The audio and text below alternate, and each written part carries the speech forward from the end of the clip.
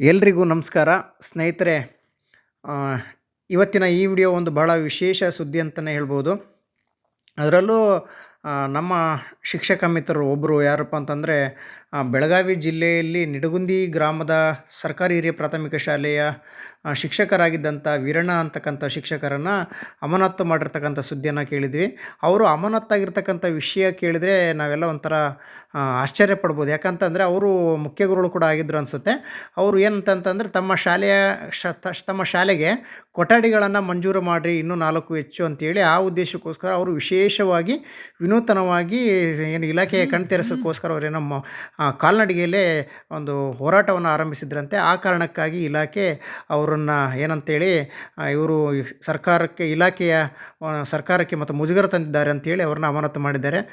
ಸ್ನೇಹಿತರೆ, ನಾನು ಇಲ್ಲಿ ವಿಡಿಯೋ ಮಾಡೋ ಉದ್ದೇಶ ಏನಂತಂದರೆ, ಅವರು ಒಂದು ಒಳ್ಳೆಯ ಕಾರಣಕ್ಕೋಸ್ಕರ ಒಂದು ಪ್ರತಿಭಟನೆ ಮಾಡಿದರೆ. ಮೂಲತಃ ಅವರು ಕೂಡ ಶಿಕ್ಷಕರಾಗಿದ್ದರಂತೆ ಮತ್ತು ಜೊತೆಗೆ ಸಾಹಿತಿ ಕೂಡ ಆಗಿ ಬರಹಗಾರರು ಕೂಡ ಆಗಿದ್ದಾರೆ ಅಂತಕ್ಕಂಥದ್ದು ಮಾಹಿತಿ ಬರ್ತಾ ಇದೆ. ಶಾಲೆಯ ಕೊಠಡಿಗಾಗಿ ಪ್ರತಿಭಟನೆ ನಡೆಸಿದ ಕಾರಣಕ್ಕೆ ಅವ್ರನ್ನ ಅಮಾನತು ಮಾಡ್ತಕ್ಕಂಥದ್ದು ಎಷ್ಟು ಸರಿ ಅಂತಕ್ಕಂಥದ್ದು ನೀವುಗಳು ಪ್ರಶ್ನೆ ಮಾಡಬೇಕಾಗಿದೆ. ದಯವಿಟ್ಟು ಇಂಥ ಒಬ್ಬ ಪ್ರಾಮಾಣಿಕ ಶಿಕ್ಷಕರು ಏನಂತಂದರೆ, ಏನೋ ಅನಾವಶ್ಯಕವಾಗಿ ಯಾವುದೋ ರೀತಿಯಲ್ಲಿ ಲೂಟಿ ಮಾಡಿ ಅಮಾನತ್ತಾಗಿಲ್ಲ.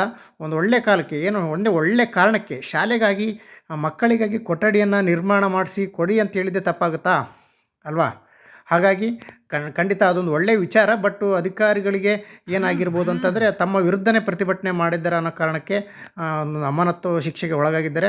ಖಂಡಿತ ನೀವುಗಳು ಅಂಥ ಒಂದು ಒಳ್ಳೆಯ ಶಿಕ್ಷಕರನ್ನು, ಸಾಹಿತಿ ಬರಹಗಾರರು ಕೂಡ ಆಗಿರ್ತಕ್ಕಂಥ ಇವರನ್ನು ನಾವು ಸಪೋರ್ಟ್ ಮಾಡಲೇಬೇಕು ಸ್ನೇಹಿತರೆ. ಖಂಡಿತ ಇವರ ಅಮಾನತವನ್ನು ಕೂಡಲೇ ತೆರವುಗೊಳಿಸ್ಬೇಕು ಅಂತೇಳಿ ನಾವೆಲ್ಲರೂ ಕೂಡ ವಿನಂತಿ ಮಾಡ್ಕೊಳ್ಳೋಣ. ಇಂಥವ್ರಿಗೆ ಶಾಲೆಗಳ ಬಗ್ಗೆ ಕನ್ಸರ್ನ್ ಇರ್ತಕ್ಕಂಥ, ಕಾಳಜಿ ಇರ್ತಕ್ಕಂಥ ವ್ಯಕ್ತಿ ಅವರಾಗಿರ್ತಾರೆ. ಕಾಳಜಿ ಇಲ್ಲದೆ ಇದ್ದರೆ ಬೇರೆ ರೀತಿಯಲ್ಲಿ ಏನೋ ಲೂಟಿ ಮಾಡಿ ಅಮಾನತ್ತಾಗಿರ್ತಕ್ಕಂಥವ್ರನ್ನ ಸಾಕಷ್ಟು ನಾವು ನೋಡ್ಬೋದಾಗಿದೆ. ಬಟ್ ಅನಾವಶ್ಯಕವಾಗಿ ಇಂಥ ಶಿಕ್ಷಕರನ್ನು ಖಂಡಿತ ಬೆಂಬಲಿಸಬೇಕಾಗುತ್ತೆ. ದಯವಿಟ್ಟು ನಮ್ಮ ಇಲಾಖೆ ಎಲ್ಲರೂ ಕೂಡ ಸರ್ಕಾರಕ್ಕೆ ನಾವೆಲ್ಲರೂ ಕೂಡ ವಿನಂತಿ ಮಾಡ್ಕೊಳ್ಳೋಣ. ನಾನು ಕೂಡ ವಿನಂತಿ ಮಾಡ್ಕೊಳ್ತಿದ್ದೇನೆ. ದಯವಿಟ್ಟು ಏನಂತಂದರೆ, ಇಂಥ ಒಳ್ಳೆಯ ಶಿಕ್ಷಕ ಶಾಲೆಗಾಗಿ ಮಕ್ಕಳಿಗಾಗಿ ತನ್ನ ಕೊಠಡಿಯನ್ನು ಕೊಡಿ ಅಂತ ಹೇಳಿದ್ದೆ ತಪ್ಪಂತಕ್ಕಂಥದ್ದನ್ನು ಪರಿಗಣಿಸಿದರೆ ಇನ್ನೂ ಕೂಡ ಭಾಳ ವಿಷಾದದ ಸಂಗತಿ ಅಂತ ಹೇಳ್ಬೋದು. ದಯವಿಟ್ಟು ನಾವೆಲ್ಲರೂ ವಿನಂತಿ ಮಾಡ್ಕೊಳ್ತೇವೆ ಮಾನ್ಯ ಸಚಿವರಿಗೆ ಮತ್ತು ಆ ಇಲಾಖೆಯ ಉಸ್ತುವಾರಿ ಅಧಿಕಾರಿಗಳಿಗೆ. ಖಂಡಿತ ಇವರ ಅಮಾನತನ್ನು ತೆರವುಗೊಳಿಸಿ ಕೂಡಲೇ ಅವರನ್ನು ಕರ್ತವ್ಯಕ್ಕೆ ಹಾಜರುಪಡಿಸಲು ಅವಕಾಶ ಮಾಡಿಕೊಡ್ಬೇಕಂತೇಳಿ ವಿನಂತಿ ಮಾಡ್ಕೊಳ್ತೇನೆ.